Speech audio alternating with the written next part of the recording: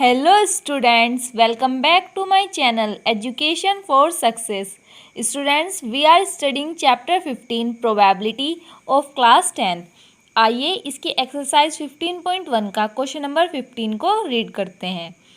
5 cards, the 10, jack, queen, king and ace of diamonds are well shuffled with their face downwards. One card is then picked up at random. First, what is the probability that the card is the queen?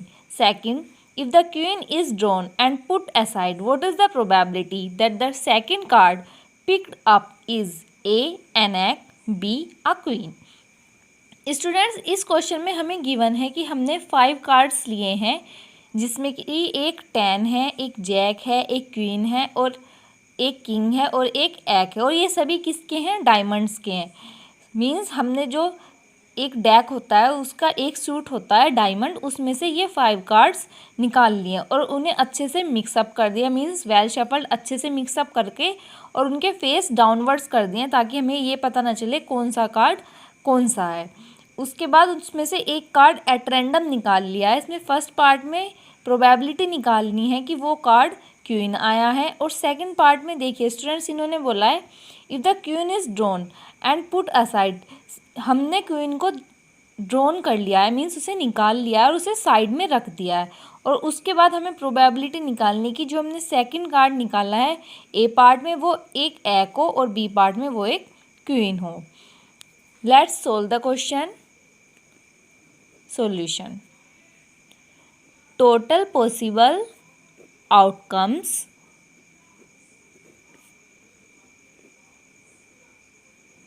Is equal to 5.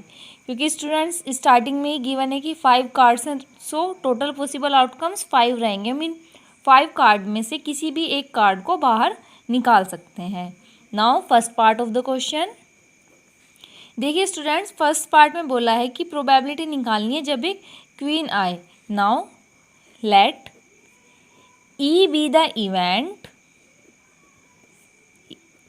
When we draw a card of queen. Students, मान लीजिए कि एक event है जब हमने एक card निकाला है और वो क्वीन का आया है. सो ऐसे कितने पॉसिबल केस है? एक ही है, क्योंकि यहाँ पर जितने कार्ड है उसमें से एक ही कार्ड क्वीन का है डायमंड की. बाकी 10 है, जैक है, किंग है और एस है. सो यहाँ से हमारे पास NE आएगा, number of favorable outcomes is equal to 1. Therefore, PE means probability of drawing a queen is equal to NE, जो कि favorable outcomes है, upon total possible outcomes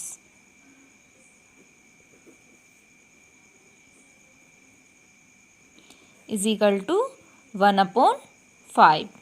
Now second part of the question. Student, second part में बोला है कि हमने queen को पहले से ही बाहर निकाल लिया है. सो यहाँ पर टोटल पॉसिबल केस कम हो जाएंगे क्योंकि हमने एक कार्ड पहले ही बाहर निकाल लिया है. Outcomes, total possible outcomes is equal to 4. क्योंकि यदि हम क्वीन को निकाल लेंगे तो क्या बचेगा? 10 बचेगा, जैक, किंग एंड एस. तो ये 1 2 3 4 पॉसिबल आउटकम्स हैं. Now late F be the event of drawing an egg. ये ए पार्ट है क्वेश्चन का. ए पार्ट में बोला है कि हमने यदि सेकंड कार्ड एग निकालो तो उसके लिए हमने एफ एक इवेंट मान लिया है जब हमने सेकंड कार्ड एग निकाला है. सो यहाँ से NF होगा. नंबर ऑफ फेवरेबल आउटकम्स ये भी 1 ही रहेगा क्योंकि टोटल कार्ड में एक ही कार्ड एग का है. Therefore PF probability of drawing an egg is equal to NF, जो कि फेवरेबल आउटकम्स है, और upon total possible outcomes. Total possible outcomes हम नीचे रखते हैं और ऊपर क्या रखते हैं स्टूडेंट्स? Favourable outcomes. तो यहाँ से इसकी प्रोबेबिलिटी आ जाती है 1/4. ये होगी probability of drawing an egg, जबकि हमने एक क्वीन पहले ही उसमें सेपरेट बाहर निकाल लिया। इसी तरीके से इसमें बी पार्ट में बोला है कि प्रोबेबिलिटी निकालनी है एक क्वीन की, प्रोबेबिलिटी ऑफ क्वीन। स्टूडेंट्स आप ध्यान से देखिए, इस पार्ट में बोला है कि हमने क्वीन को पहले ही बाहर निकाल लिया है। यदि हमने पहले ही उसे बाहर निकाल लिया हो तो वहाँ पर तो कोई भी क्वीन नहीं बचा, 10 बचा है, जैक बचा है, किंग बचा है और एग बचा है। सो यहाँ से यदि हम बात करेंगे फेवरेबल आउटकम इस केस में, वो हो जाएंगे 0। Number of favourable outcomes is equal to 0 और टोटल पॉसिबल आउटकम्स सेम इसमें भी 4 ही रहेंगे। So probability of drawing a queen is equal to number of favourable outcomes, जिन्हें हम n और उसके साथ में कोई लेटर सपोज कर लेते हैं, उससे भी मैंने पिछले पार्ट में शो करके दिखाया है। उसे हम उस तरीके से भी लिख सकते हैं स्टूडेंट्स, और इस तरीके से भी, number of favourable outcomes upon total possible outcomes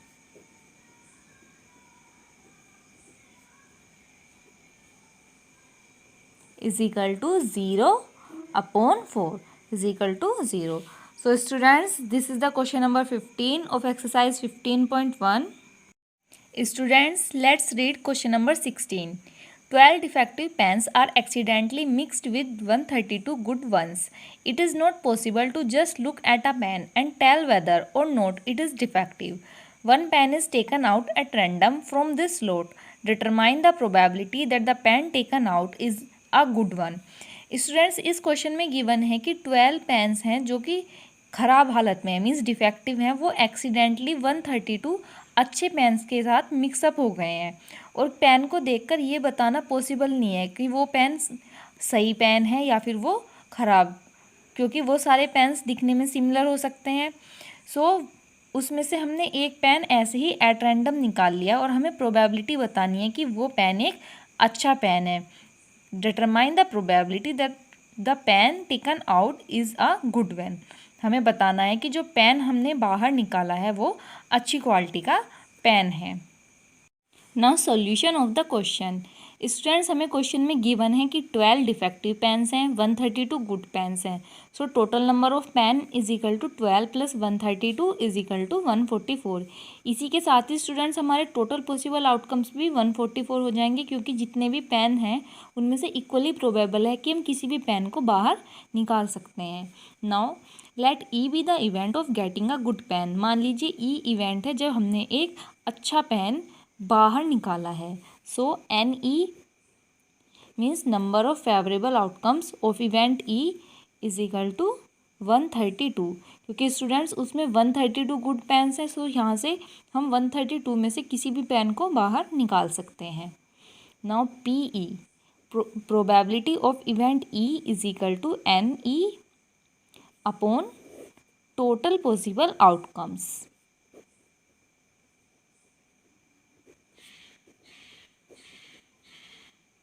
जहाँ पर एन ई हमारे फेवरेबल आउटकम है, इनकी वैल्यू हम पुट करेंगे 132 upon total possible outcomes 144।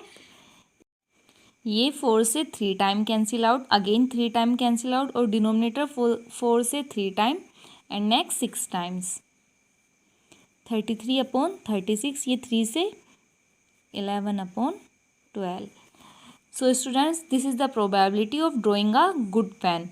This is the question number 16 of exercise 15.1, and like, share and subscribe my channel. Thank you.